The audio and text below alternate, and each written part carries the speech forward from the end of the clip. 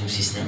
Nous sommes déjà là dans le studio CIBS, le studio radio en face, bien sûr, de mon réalisateur Fiston Zamba. Et là, je vous annonce déjà que la tranche d'animation Méritocratie reçoit pour vous un homme de Dieu. Il s'agit donc d'un écrivain, Eugène Mbamba, qui est déjà à mes côtés.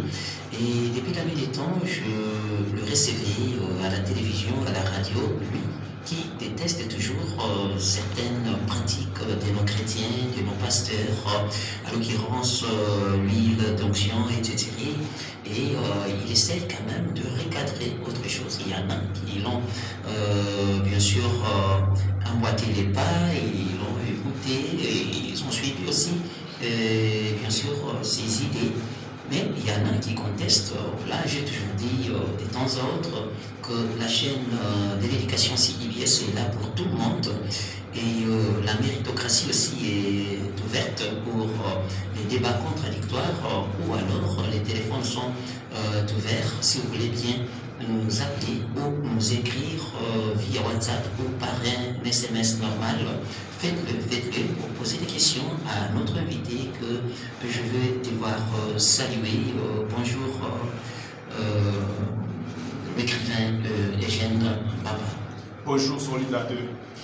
Voilà, quel bon vent vous amène aujourd'hui. Évidemment, je pensais à vous, hein, ça fait très longtemps, on n'a pas pu partager autour de la parole de Dieu, mais aussi je pensais beaucoup participer dans votre émission comme d'habitude pour apporter l'éclairage aux enfants de Dieu qui doivent comprendre que Dieu est esprit, il faut adorer un esprit en vérité.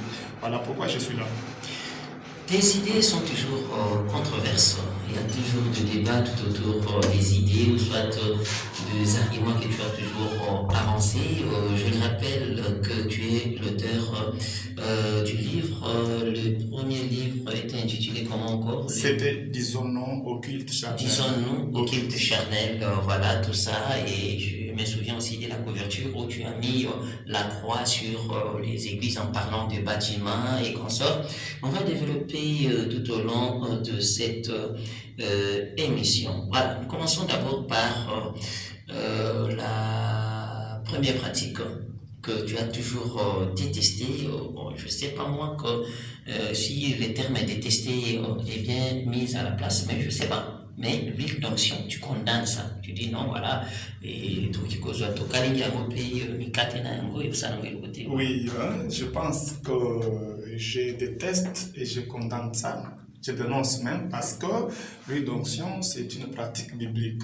Alors la façon dont ça se passe dans les églises, où vous êtes journaliste, vous savez qu'il y a des gens qui vendent même l'huile d'onction à certains prix que vous connaissez bien. Or, l'huile d'onction, selon la Bible, doit provenir de l'huile d'olive, l'olive qui est le fruit des oliviers. Alors, ça ne cadre pas, parce que quand vous lisez bien Juge chapitre 9, verset 8, vous comprendrez que l'olivier parle. Donc l'olivier biblique parle. C'est une pratique spirituelle qu'il faut comprendre de manière à pouvoir apporter la contribution dans l'homme. Donc la pratique de l'huile d'onction n'est pas une pratique morale, c'est une pratique spirituelle. Il faut que vous compreniez que dans la Bible, ce sont des mystères et que l'huile d'onction provient des fruits des oliviers. Alors comme la Bible stipule que l'olivier biblique est mystérieux parce que selon Juge 9 dont je viens d'évoquer, l'olivier biblique parle. Donc on parle de l'homme que Dieu considère comme un olivier et que Dieu va mettre en lui des fruits de l'esprit. Quand l'homme olivier s'exprime, il va dégager alors l'huile. Cette huile spirituelle qui va être dégagée de la bouche de l'homme qui est appelé olivier va apporter des valeurs dans l'homme et ça va oindre l'homme. Et quand on quitte cette dimension de compréhension spirituelle, on va dans une boutique quelque part pour acheter peut-être l'huile d'onction et revendre dans une église. Moi, je pense que c'est le début de l'aberration et de la dissuasion et de détournement de la pensée qui doit pénétrer les mystères de Dieu.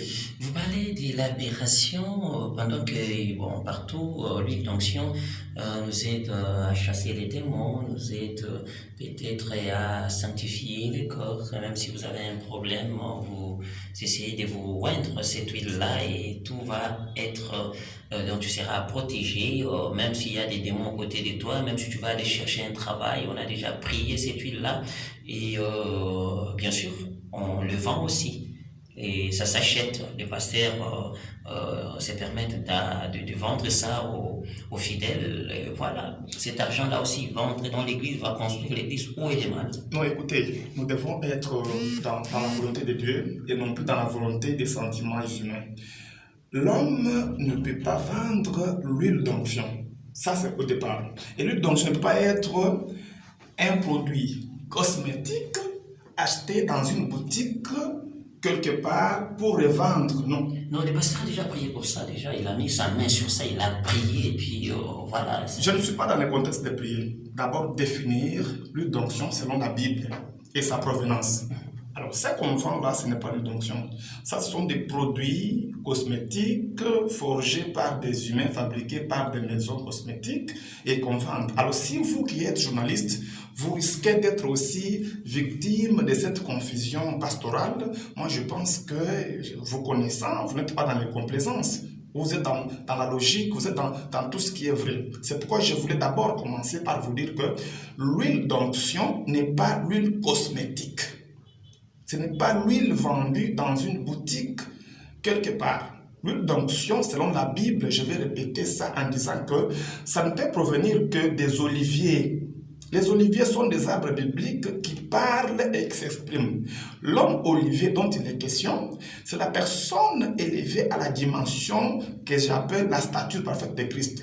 Une fois que l'homme va atteindre cette dimension-là, il va commencer à dégager de sa bouche l'huile qui va oindre l'auditoire.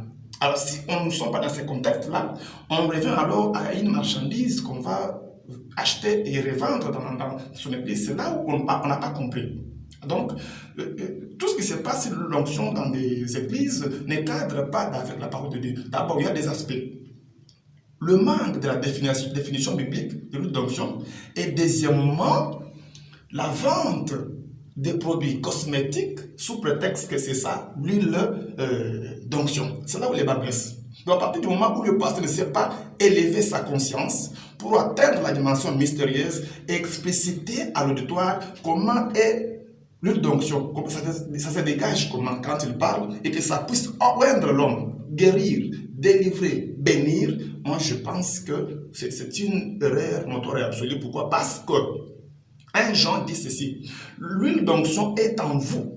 Donc, l'huile d'onction, selon 1 Jean, chapitre 2, versets 20 à 27, la Bible stipule que l'huile d'onction habite dans l'homme. Ce n'est pas dans une boutique en dehors de l'homme. Donc, à partir du moment où on a compris que l'huile d'onction n'est pas être en dehors de l'homme, on commence maintenant la marche spirituelle pour transcender la connaissance scientifique, épistémologique et accéder à la chrétienté où on va atteindre la pensée de Dieu.